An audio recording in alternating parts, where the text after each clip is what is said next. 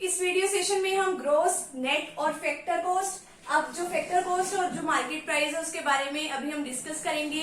अब देखिए, अब जो ग्रोस है और नेट है, अब यहाँ पे देखिए gross and net, domestic and national, आगे क्या है प्रोडक्ट। प्रोडक्ट तो हमेशा क्या रहता है, हमारा सेम रहता है, और इधर क्या है market price and factor cost. ठीक है, अब ये जो है डोमेस्टिक और नेशनल, ये हम पहले ही डिस्कस कर चुके हैं। अब डोमेस्टिक में अगर हमें डोमेस्टिक निकालना है तो हम जो है नेशनल इनकम में से जो net factor income from abroad है उसको माइनस कर देंगे, और अगर जो है हमें नेशनल इनकम निकालनी है तो उसमें क्या करते हैं, डोमेस्टिक में हम क्या ऐड कर देंगे, net factor income from abroad जो है वो ऐड कर देंगे। ये तो हमारा कंसेप्ट पहले ही क्लियर हो चुका है। अब बात है ग्रोस और नेट। ग्रोस से नेट कैसे निकालते हैं। अब जब भी आप कोई नया सामान लेते हो तो उसकी वैल्यू क्या होती है, ज्यादा होती है। ठीक है, मान लो आपने एक मोबाइल फोन जो है परचेज किया है, ठीक है, अब वो कितने का है, 10,000 रुपीज का। अभी 2-3 साल के बाद उसकी जो वैल्यू है वो क्या हो जाएगी, कम हो जाएगी ना। तो जो उसकी वैल्यू जो कम हो जाएगी उसको क्या कहेंगे, अब आज के टाइम में जो उसकी वैल्यू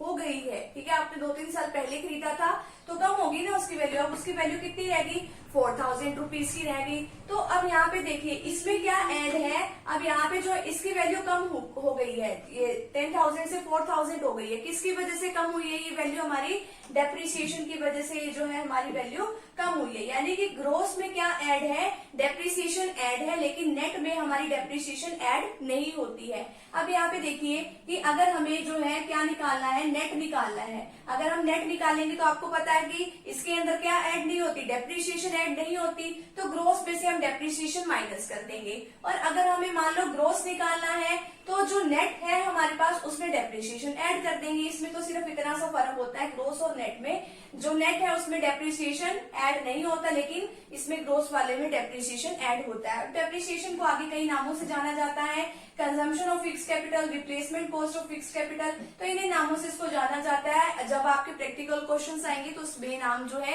किसी भी तरीके से आपका क्वेश्चन जो है वो आ सकता है। आगे क्या है, market price and factor cost. अब मार्केट प्राइस और फैक्टर कॉस्ट जो है, अब जो है आपने किसी भी चीज का प्रोडक्शन किया, अब प्रोडक्शन करने के लिए आपको काफी सारी कॉस्ट आई होंगी, तो जितनी भी कॉस्ट आई है उसको आप क्या कहते हैं, फैक्टर कॉस्ट। अब लैंड, लेबर, कैपिटल, एंटरप्रेन्योर, ठीक है, ये सारे फैक्टर, सर्विसेज आपने दी, उसके बदले में रेंट, वेजेस, इंटरेस्ट और जो है प्रॉफिट दिया है आपने। ठीक है, अब फैक्टर कॉस्ट तो वो है कि हाँ भी जितना भी आपने प्रोडक्शन करने के लिए जितना खर्चा कर दिया। मार्केट प्राइस का मतलब क्या है कि कितना मार्केट में अब उस चीज का प्राइस है। अब जो है गवर्नमेंट आपसे क्या लेती है, टैक्सेस लेती है। टैक्सेस जो है पहले इनडायरेक्ट टैक्सेस जो है, अब इसको जो अब जीएसटी के नाम से जाना जाता है। अब जो है गवर्नमेंट सब्सिडीज भी देती है। अगर मान लो गवर्नमेंट ने सब्सिडी दी है तो जो है मार्केट प्राइस जो है, इसको एमपी का मतलब क्या है, मार्केट प्राइस, मार्केट प्राइस। अब जो है अगर इसने गवर्नमेंट ने सब्सिडी दी है तो इसका प्राइस क्या हो जाता है, कम होता है किसी भी चीज का। और अगर मान लो गवर्नमेंट ने अगर इनडायरेक्ट टैक्सेस यानी कि जीएसटी लगा दिया तो मार्केट वैल्यू क्या हो जाएगी, मार्केट प्राइस क्या हो जाएगी इस प्रोडक्ट की, ज्यादा हो जाएगी। ठीक है, अब यहाँ पे गवर्नमेंट तो क्या लेती है, टैक्स लेती ही है, ठीक है, किसी भी चीज के।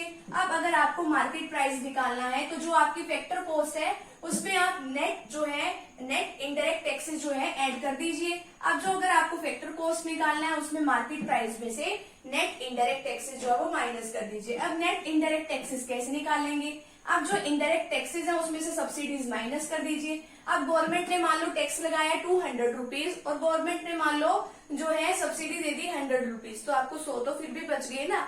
ठीक है, तो अब आपका 100 ही लगेगा आपकी तरफ से तो टैक्स, तो इस तरीके से ये आप निकाल लेते हैं। ठीक है, अब ये जो है डोमेस्टिक और नेशनल जो है, अब ये जो प्रोडक्ट है वो तो आपका हर केस में क्या रहेगा, सेम रहेगा।